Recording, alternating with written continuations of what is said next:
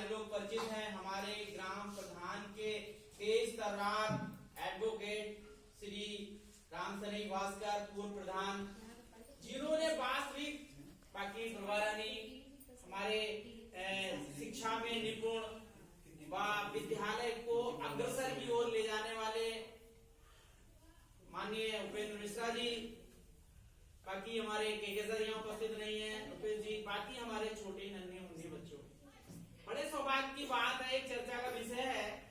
आप लौट चले कहें कि इस विषय के बारे में जो आपने देखा, थोड़े दो शब्द हम अपने प्रधान जी के बारे में कहेंगे। वास्तविकता हम जब छोटे थे तो इस गांव की इतनी समस्याएं थी जिनके बारे में हम अपने गांव से देखें तो घर से ही नहीं निकल पाते थे।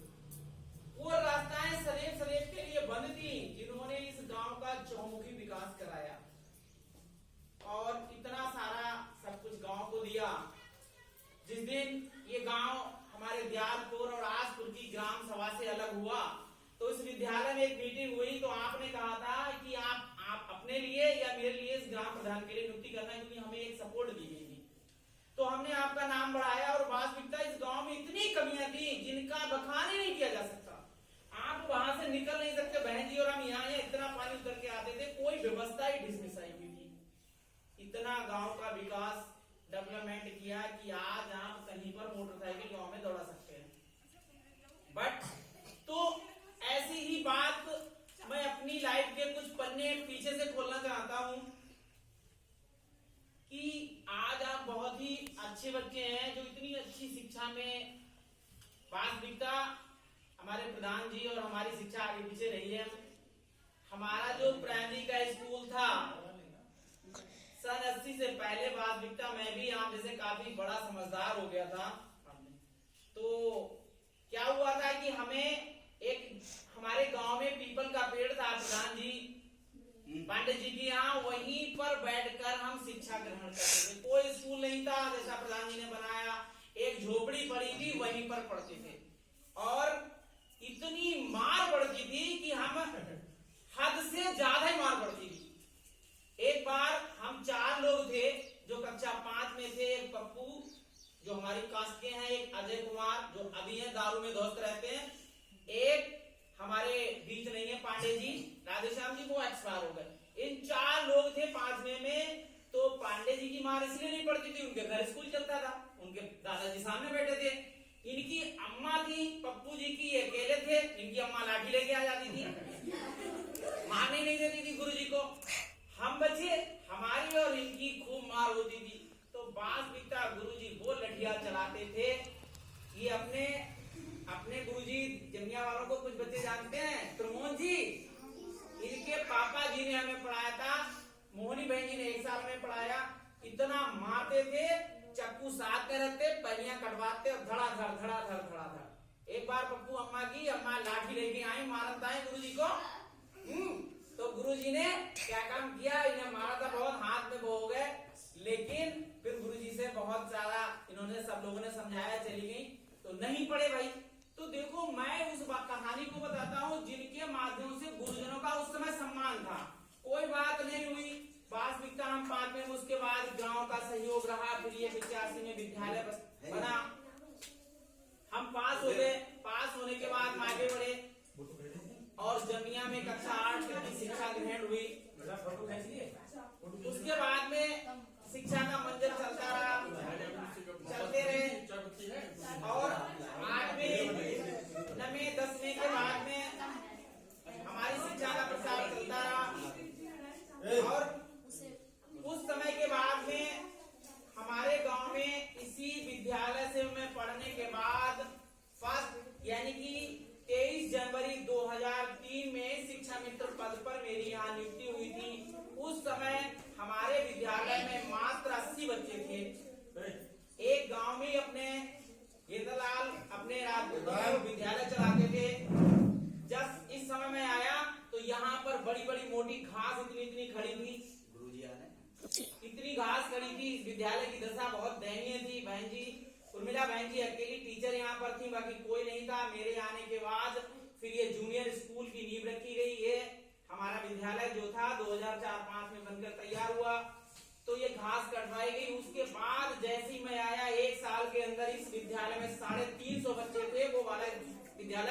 बंद हो गया। उस समय इस गांव में कोई भी लड़की पढ़ती नहीं थी, लड़कियां आती नहीं थी स्कूल। गांव का प्रसार हुआ, शिक्षा का विकास हुआ, लड़कियां पढ़ना चालू हुई और हमारे धीरे धीरे शिक्षा का प्रसार हुआ। हम उसके बाद यहाँ पर 2006 में प्रभा रानी आ गई। उसके पहले हमारे सौरभ किशोर सक्सेना जी, हम लोग घर घर जाकर बच्चे लेके आए, घर घर जाकर बच्चे लेके आए, लड़कियों को पढ़ाने के लिए प्रेरित किया। आज हमारे गांव की हर एक लड़की पढ़ रही है। इतना हमने इस गांव को शिक्षित माध्यम से आगे बढ़ाया, आगे बढ़ाते रहे। सारे लोग बढ़ने के नाते सारी लड़कियां, आज देखें पूरे गांव की लड़कियां बढ़ती रही। उसके बाद में ये विद्यालय बना। इस विद्यालय में 98 बच्चे थे, जूनियर में 98 बच्चे थे। जिस समय 2000 मैं यहाँ पर 14 में छोड़ दिया, 2 साल विद्यालय मैंने चलाया। जब सौरभ गुरुजी का यहाँ से प्रमोशन हुआ, ये 2 साल में विद्यालय छोड़कर 14 में चला गया था, तो 98 बच्चे छोड़ के गया था। बट फिर विकास होता रहा, आगे चल के चलो मैं यहाँ से चला गया, लेकिन हमारे गांव से लगाव आज भी था, कल भी था। शिक्षा के बारे में, कुशल नेतृत्व के बारे में, टीचरों का सहयोग लाने के बाद में मैं ये कहना चाहता हूँ कि वास्तविकता हमारे बहुत सारे बच्चे पढ़ाए हुए जो आज नौकरी में कार्यरत, इसी सरकारी स्कूल से पढ़ने के बाद में एक विकास पांडे जी हैं, एक हमारी तरफ उधर के हैं। वास्तविकता यहाँ से पढ़ने के बाद में हमने आप जैसे सरकारी स्कूल में पढ़ा, प्राइवेट में पढ़ने नहीं गए, कक्षा 6 से एबीसी की। वास्तविकता उन टीचरों का बहुत बोलबाला रहा जिन टीचरों ने हमें पढ़ाया, इतना मान्य सम्मान रहे, जिनके माध्यम से हमारा बहुत कुछ किया। शिक्षा के माध्यम से आगे मैं बढ़ता रहा। उसके बाद में बीए में करने के बाद में चलो जैसा भी हुआ, बाकी तो संघर्ष, जिंदगी में एक संघर्ष प्रारंभ है। टेट, सुपर टेट, सीटेट पास होने के बाद में, लेकिन हम जहाँ हैं, आपके विकास के बारे में आज भी मैं इस गांव का होने के नाते बहुत सारा पढ़ाया, बहुत सारे गरीब बच्चों के लिए फ्री भी पढ़ाया, और आपके विकास के लिए आज भी हम इस विद्यालय में, फिर मैं 5 साल पूरनपुर में रहा। 5 साल के आने के बाद में फिर मैं इसी विद्यालय में आ गया। आने के बाद में आपके हित की बात, जिस समय मैं आया तब यहाँ भी संख्या बहुत कम थी, आज हमारी संख्या बहुत ही प्रबल हो गई है, क्योंकि हम आपके विकास के लिए, देखो मैं आपके गांव का हूँ, आप हमारे गांव के बच्चे हैं, बट शिक्षा के माध्यम जो हमारा बोर्ड लगा है कि हम चाहते हैं कि इस गांव के बच्चे जितना अच्छा पढ़ेंगे, आगे बढ़ेंगे, तो उतना ही डेवलपमेंट होगा। भाई मैं इस सरकारी स्कूल से पढ़ने के बाद में अगर अध्यापक बन सकता हूँ, प्रधान जी एक सोशल वर्किंग है जिनका क्षेत्र में इतना नाम है, ये भी स्कूल से पढ़े हुए हैं। ऐसा नहीं है कि बाहर से पढ़े, आप जैसे हम भी बहुत गरीब परिवार से निकले हुए थे, जिनके लिए मैंने कभी कोचिंग हमारे घर वालों ने हमें नहीं दे पाई, इतना पैसा नहीं था घर वालों के पास में कि जिसमें बहुत सारी शिक्षा का भोपाल रहा। खुद पढ़ाने के बाद में मैंने 3-4 बार एमए किया है। इतना सारा करने के बाद में पहले मैं प्राइवेट में पढ़ाया, 300 रुपए में मैंने पढ़ाया था। सन 1996 में मैंने बीकॉम किया, उसके बाद 98 में एमकॉम करने के बाद में पढ़ाना चालू किया 300 रुपए से। बट वो जमाना बहुत अलग था, तो पैसे की ना होने की वजह गरीब परिवार से, प्रधान जी की भी हालत गांव में थी। आज चलो जैसा है ऊपर वाले ने दिया है, लेकिन ये इतने संघर्षशील हैं समाज में कि जिन्होंने अपना नाम खुद आगे बढ़ाया है, वो आज ही अपने नाम के इतने धनी व्यक्ति हैं जिनका नाम कहीं भी पूछ लीजिए।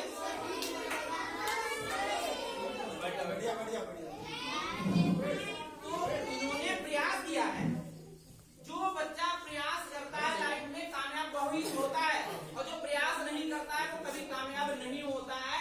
आज आपको खुद नाम से लोग जानते हैं, इतना विकास किया है। वास्तविकता मैं ये चाहता हूँ कि आप इतना पढ़ें, इतनी मेहनत करें, गुरुओं जी का सम्मान करें कि लोग अपने नाम से जाने। भाई आपको आज जानता है ये नीरज किसके पापा है, रुचन के पापा हैं, ये किसकी लड़की है, ये इनकी लड़की है। आप देखें इस स्कूल से आप डीएम बनेंगे, वकील बनेंगे, आईएएस, पीसीएस, डॉक्टर, तो लोग आपके नाम से जानेंगे। वो दिन कितना सुहाना होगा जो आप गाड़ी से उतरेंगे, पीछे एक आपका बैग लेके उतरेगा। उस दिन की कल्पना कीजिए। लेकिन वो दिन जब पूरा होगा जब आप ज्यादा से ज्यादा मेहनत करेंगे और आपका निशाना वही होगा जो आप बनने की ओर चाहते हैं। ऐसा नहीं कि गरीबों के बच्चे नहीं पढ़ते हैं, सबसे ज्यादा बच्चे।